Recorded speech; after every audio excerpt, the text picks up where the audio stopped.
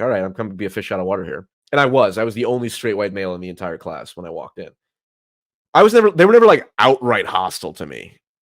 Like, you shouldn't be here, but it certainly was the case that they would because professor would pose a question and call on people.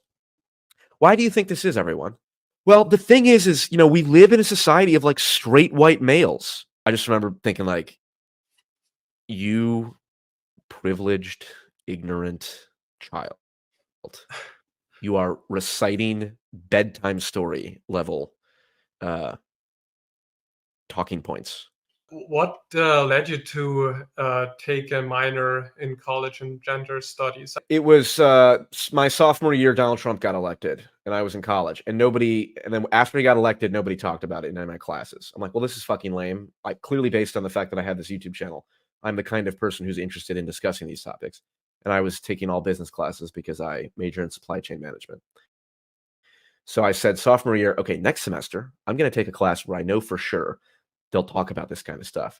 And so I picked a gender studies class, knowing it would be kind of like, all right, I'm coming to be a fish out of water here. And I was the only straight white male in the entire class when I walked in.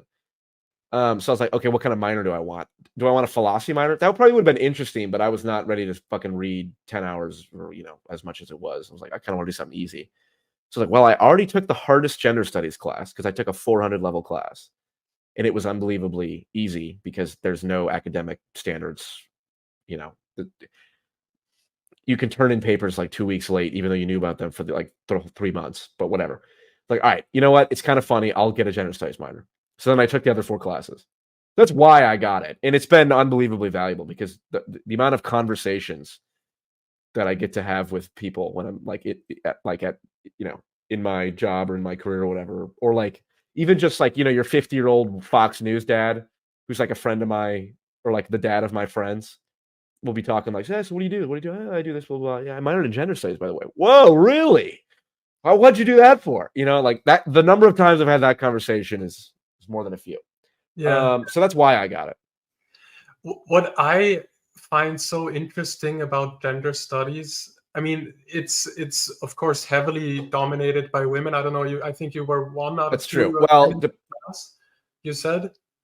Say I think again? 1 or 2 men in that class, right? So yeah, and what you usually hear from the gender studies crowd is basically that knowledge is relative. If you basically the standpoint epistemology, whereby if you're a black woman, you have access to certain truths that you don't have access to if you're a white man. So, which would lead you to believe that it is especially important to have representation, accurate representation of the demography of the country within gender studies in order to arrive at truths, legitimate truths, and not just the truths that can be accessed by black women or whatever. So yeah, you'd think that's I don't. I mean, have you ever talked about that with anybody in this realm? Well, actually, I mentioned this in the video as well. My favorite professor at college, who I got lunch with like 2 or 3 times and had like 3, 4, 5-hour conversations, maybe not 5, but 3 or 4-hour conversations, was one of the gender studies professors. And he was the one who said, there's so much fucking pompous bullshit in the academy. Oh, it's a fashionable critique of capitalism. You asshole, you're at this conference on the students' dime that are propping your, thing up. That's what he said. So it opened my mind in terms of like, you should never treat people as homogenous groups, which is obviously a useful skill. They were never like outright hostile to me. Like, you shouldn't be here, but it certainly was the case that they would like, because professor would pose a question and call on people. Why do you think this is, everyone? Well, the thing is, we live in a society of like straight white males. One thing someone said is like, I can't believe we hold up the working class like so much in the United States, because the reason is it's mostly straight white men.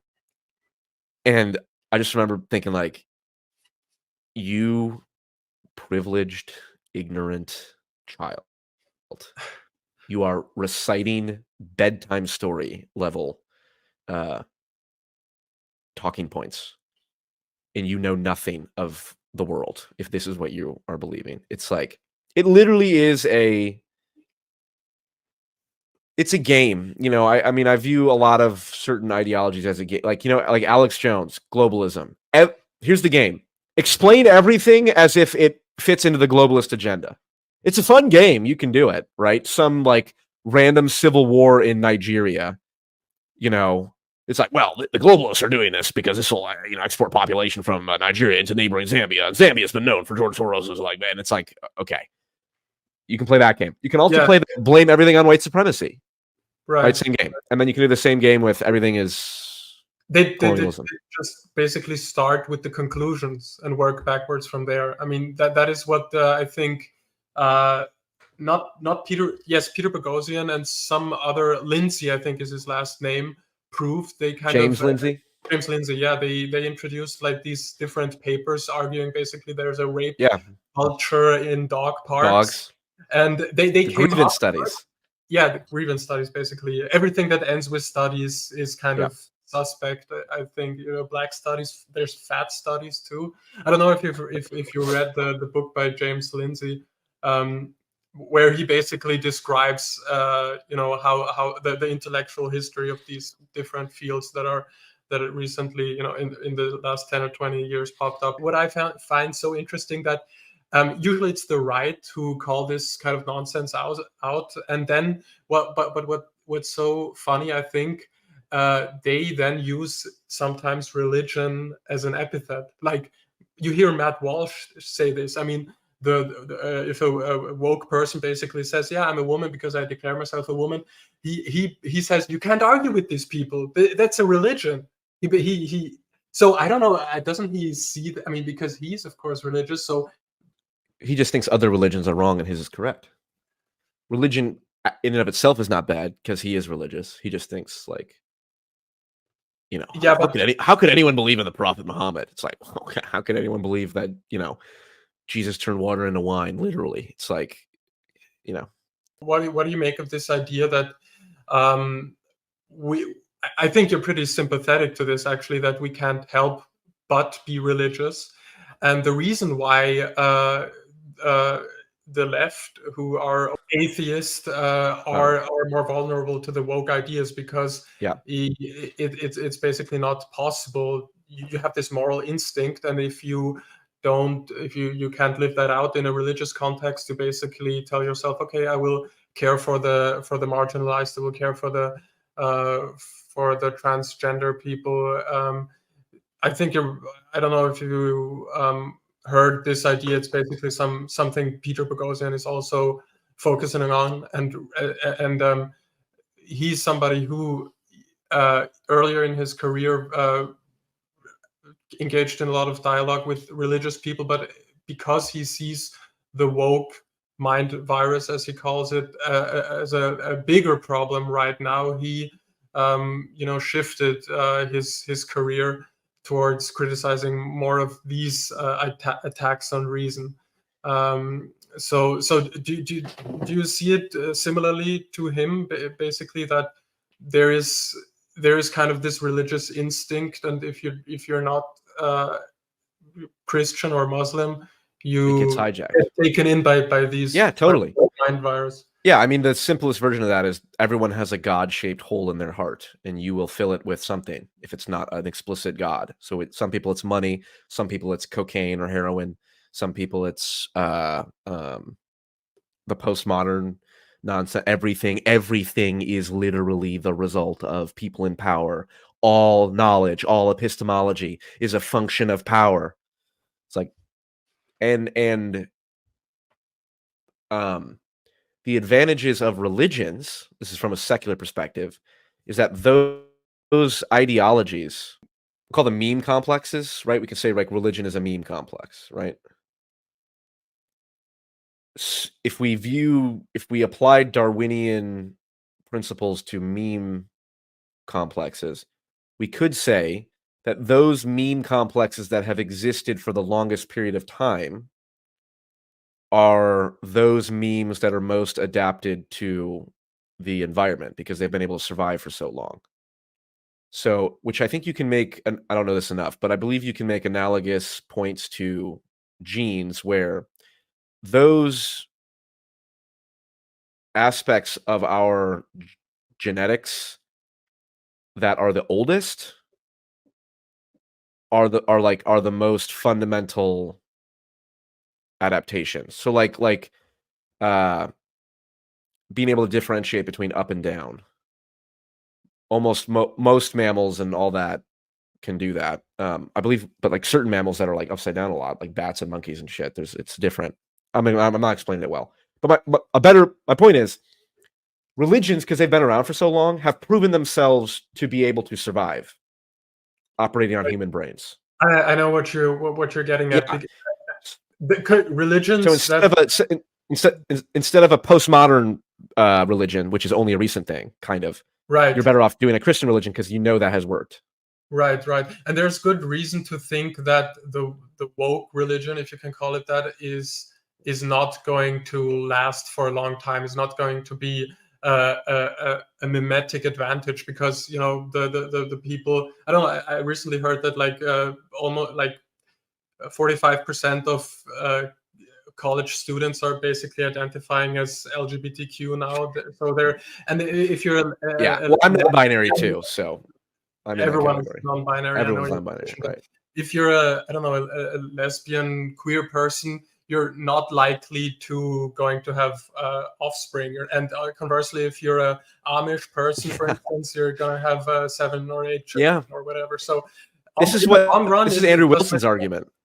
Yeah. Andrew Wilson makes that point. It's like, well, all the people who don't want kids are usually like leftist secularists. Well, guess what? After 1 or 2 generations, not going to be around. They're going to be outnumbered. And it's like, oh, yeah, kind of. And I would also point out right now, with the whole cadre of leftists that are justifying Hamas. Okay, well, if your meme complex requires you to justify obvious, disgusting genocide or disgusting acts of terrorism, okay, well, then what a shitty meme complex you have, right? And I would say same with Islamic extremism. I do think there is merit to the argument that like Islamic extremism and Islamic theocracy is artificially propped up, historical coincidence that a lot of the theocracies are in areas of the world that are oil rich.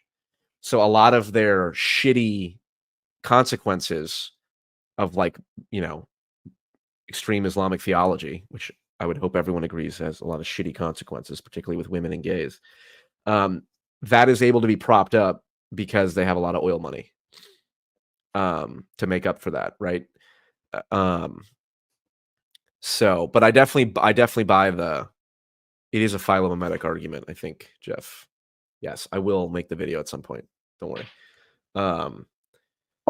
So yeah, I think, and one interesting argument is like the post, and there's got to be a better name for woke is too broad, but I understand what people say, and postmodern neo-Marxism is too specific. So we have to figure out the term. You're kind of damned if you do, damned if you don't. It's really, really hard to define, though. I don't know if you've seen the video of this woman. She even wrote a book about the problem of wokeness. And she couldn't define it. She couldn't define what it was, and she was like, "I think this is going to be one of those clips on the internet that's going to go viral." Yep. And I would say, if somebody asked me to define woke, I'd say far left. Like, well, what do you mean far left? I'm like, okay, well, I don't believe that people don't know what I mean when I say far. Like, unless you don't believe the far left exists, in which case you're probably far left. That's probably the number one indicator. Right. Then you know what I mean by far left. Like, super obsessed with race, generally not too fans of white, blame everything on racism, believe in censoring people because it's free speech is a white supremacist idea, all that shit.